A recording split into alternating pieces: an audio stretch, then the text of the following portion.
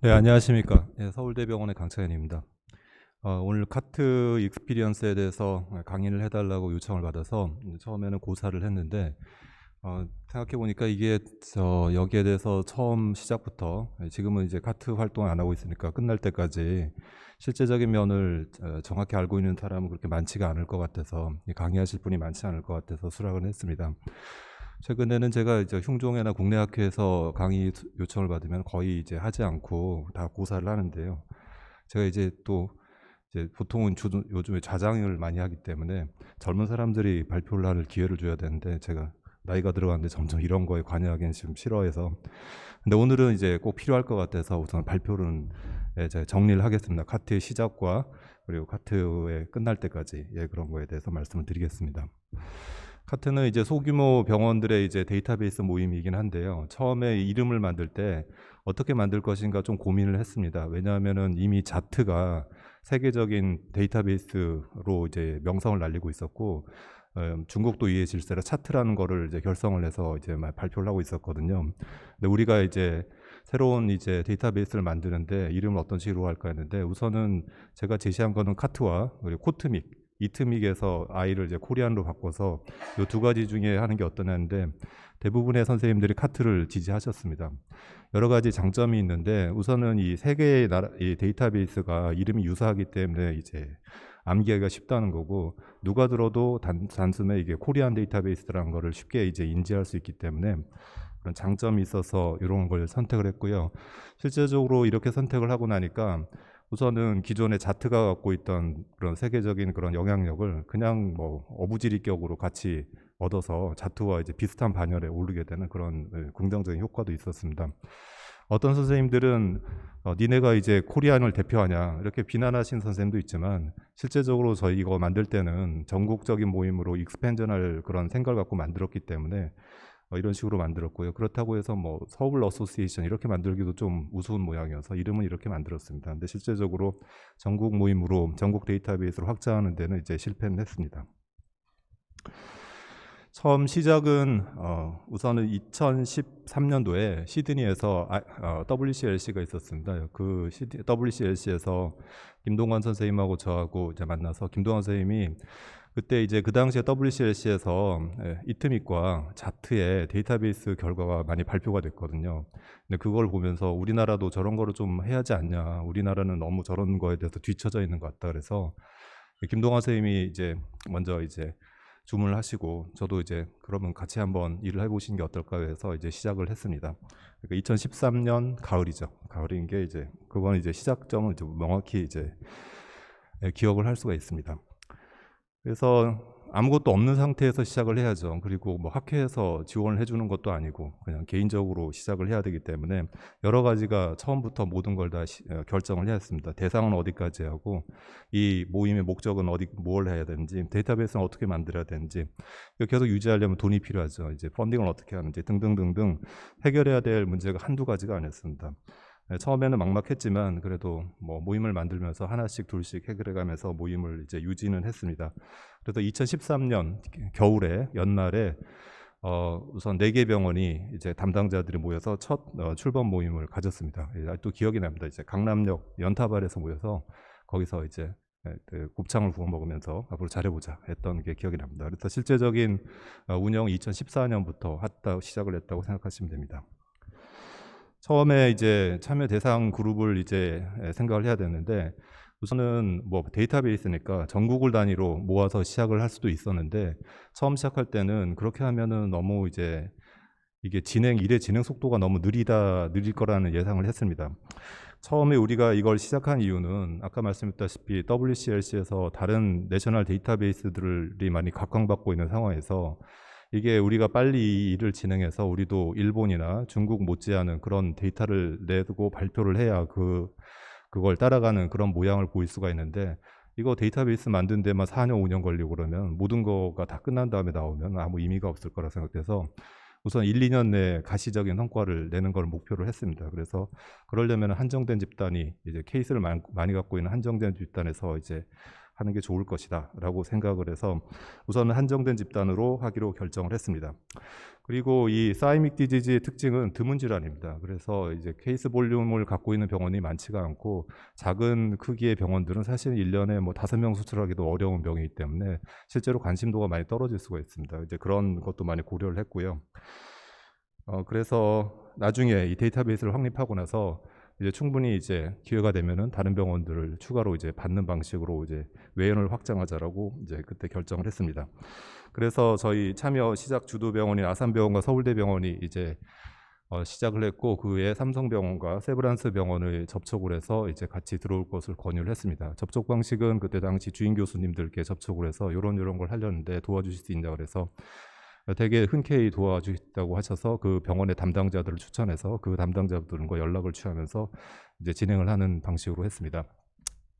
왜 4개 병원이냐라고 얘기를 하면은 사실은 대답할 뭐는 없습니다. 왜 분당 서울대병원은 안 되냐? 왜 그러면은 저는 대답할 말은 없는데 당시에는 좀 그랬습니다. 지금은 좀 10년 후의 얘기니까 병원들 간의 위상이 좀 달라지긴 했지만 당시에는 이 4개 병원이 가장 케이스를 많이 갖고 있다고 생각을 했고 누구나 그런 동의한 그런 상태여서 이 4개 병원으로 시작을 했습니다.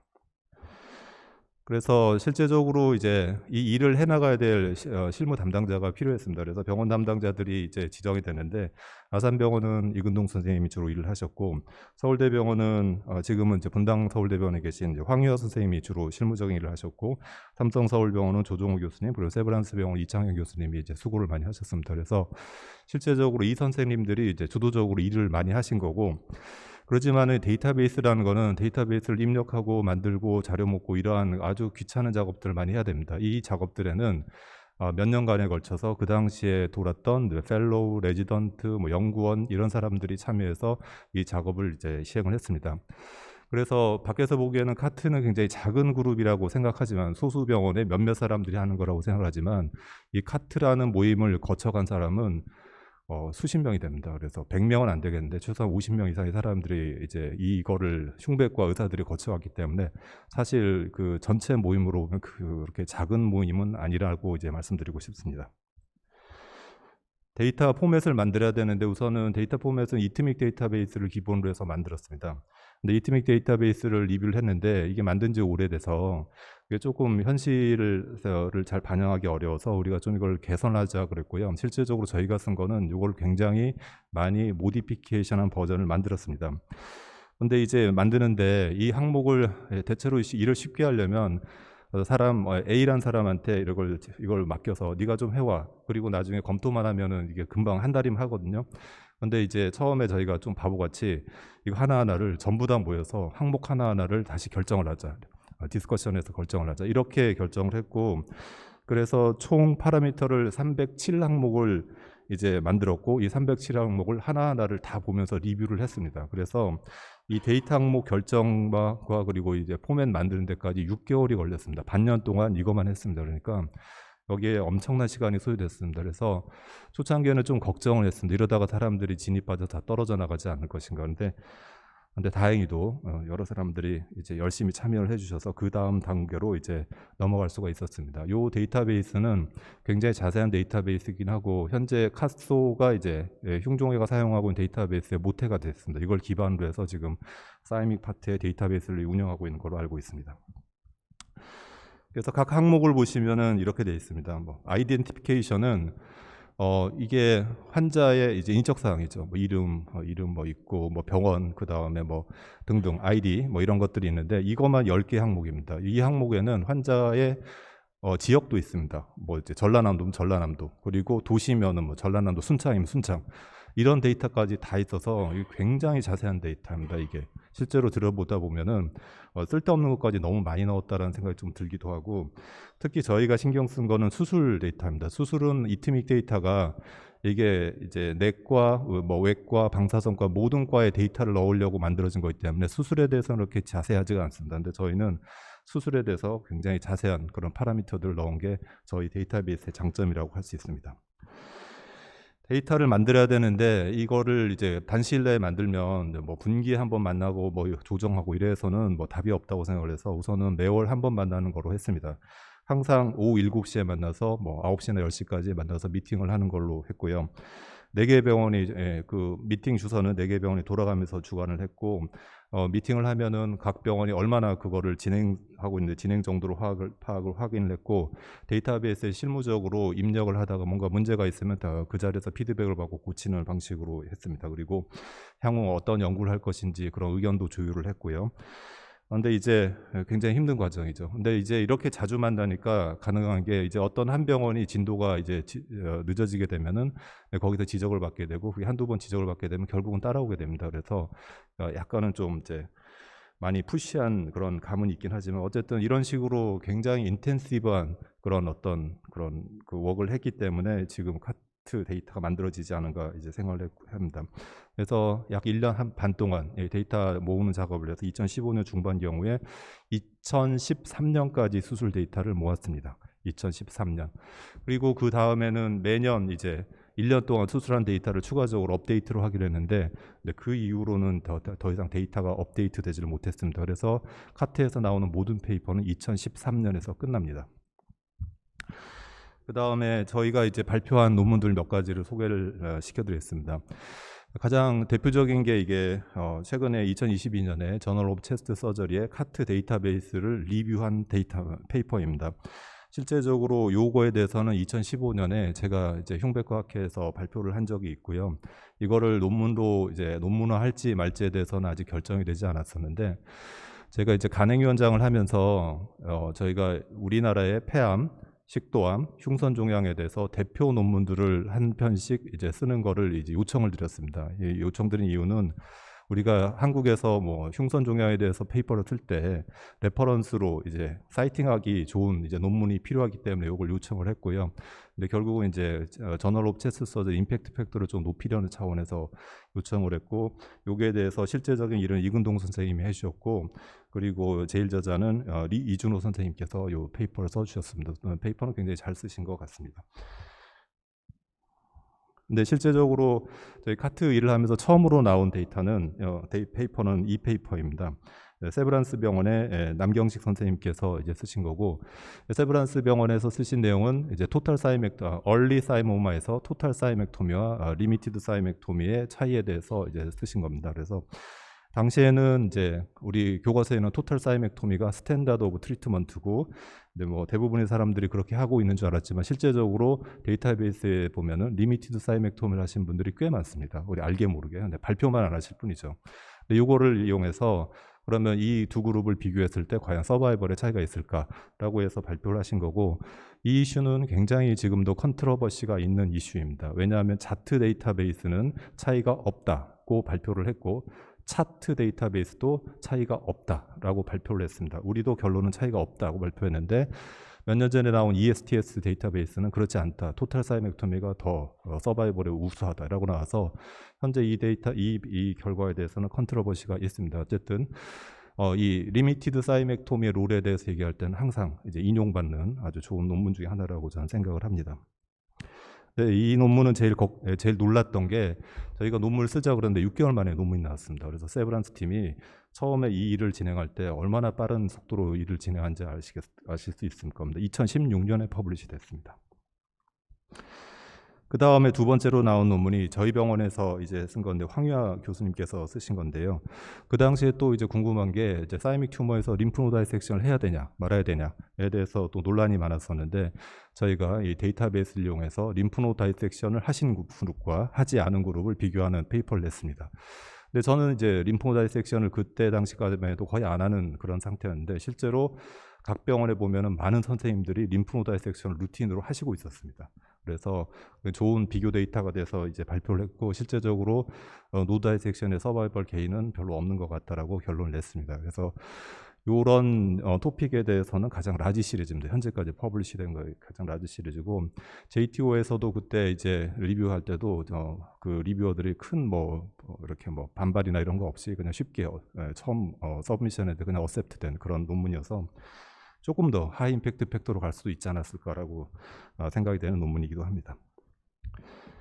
그 다음에 저희 또 한 거는 이건 아산병원의 윤재광 선생님께서 하신 건데 이런 사이모마를 우리가 프리딕션을 할 때 항상 스테이지, WHO로 클래시피케이션 프리딕션 하는데 그러지 말고 어떤 이거 프리딕션 할 수 있는 노모그램을 만들어서 좀 더 정확하게 예후를 예측할 수 있지 않을까 해서 그 노모그램을 만드신 그런 페이퍼입니다. 그래서 아산병원은 뭐 이 시기에 비롯해서 주변에 이제 롱 캔서와 뭐 식도암과 이런 여러 가지 암에 대해서 노모그램으로 프로그노시스 프리딕션하는 페이퍼를 많이 발표하셔서 그런 시리즈 하나로 발표하신 거로 생각합니다.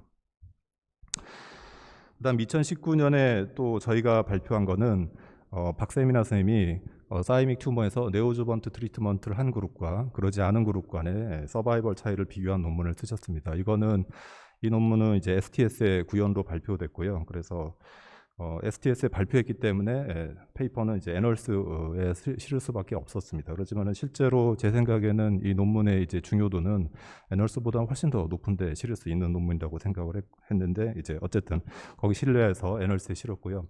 이 논문은 이제 퍼블리시 될 때 CME 페이퍼로 이제 선정이 됐습니다. CME란 거는 그 섹션에 그 달에 실린 논문 중에서 이제 레전트들이 읽으면 가장 좋을 만한 페이퍼를 하나 선정을 해서 CME 페이퍼로 선정을 하는데 그 달에 CME 페이퍼로 선정이 됐습니다. 그만큼 이제 좋은 퀄리티의 논문이라고 인정을 한 걸로 생각을 합니다.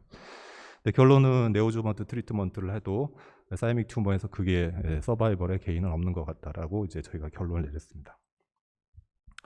그 다음에 또 이제 발표한 거는 2020년에 유러피안 저널에 이제 실린 건데 사이모마토스 MG에서 과연 어떤 환자들이 MG의 레미션에 더 도움이 되는가 리스크 팩터 분석을 한 논문이 있습니다. 이 논문도 실제로는 STS에 이제 구연 발표가 됐는데 그때 애널스에 리젝트가 돼서 이 현관용 선생님께서 이제 원래 첫 번째 드래프트를 썼는데 그게 조금 이제 마음에 안 들어서 나권중 선생님이 처음부터 페이퍼를 다시 썼습니다. 다시 써서 유러피안에 어셉트 됐는데 결론은 우선은 MGFA 증상이 심한 환자, 그레이드 3 이상인 환자가 MG 컨트롤이 잘 안 되더라. 이건 뭐 상식적인 얘기고요. 두 번째는 저희가 새로 발견한 건 사이즈가 큰 환자들이 좋더라입니다. 근데 여러분 잘 이해가 안 되지만 사이즈가 작은 환자들이 좋을 것 같잖아요. 그런데 저희 데이터는 사이즈가 큰 환자가 좋습니다. 이거에 대해서는 아직 어떤 한 목적적인 설명을 좀 하기가 좀 어려운데 어쨌든 저희 데이터는 이렇게 나왔습니다. 그 다음 데이터는 이제 세브란스 병원에서 송승환 선생님께서 이제 쓰신 내용인데 항상 저희가 궁금한 게 사이믹 튜머에서 레디에이션 세라피, 어주번트 레디에이션 세라피가 도움이 되느냐 안 되느냐에 대한 내용이고 얼리 스테이지에선 도움이 안 되고 어드밴스 스테이지에선 도움이 되더라 이런 내용을 쓰셨는데 사실은 이 내용은 굉장히 좋은 내용이긴 한데요. 이미 이제 자트, 차트, 뭐 이트믹 모든 데이터에서 이 페이퍼가 나오기 전에 한 3, 4년 전에 똑같은 내용으로 페이퍼가 너무 많이 나왔습니다. 그래서 이제 약간은 좀 좋지 않은 저널에 실리게 된 그런 게 되지 않나 그렇고 내용 자체는 좋은데 좀 시기가 늦지 않았나 생각을 합니다. 그리고 최근에 또 나온 논문로는 2021년에 윤재광 선생님께서 다시 쓴 내용인데 사이즈가 예후가 있냐에 대한 내용입니다. 이 내용은 굉장히 중요한 내용으로 이트믹 제8판, 9판 이제 스테이징 커미티에서 몇 가지 이제 이슈를 제기했습니다.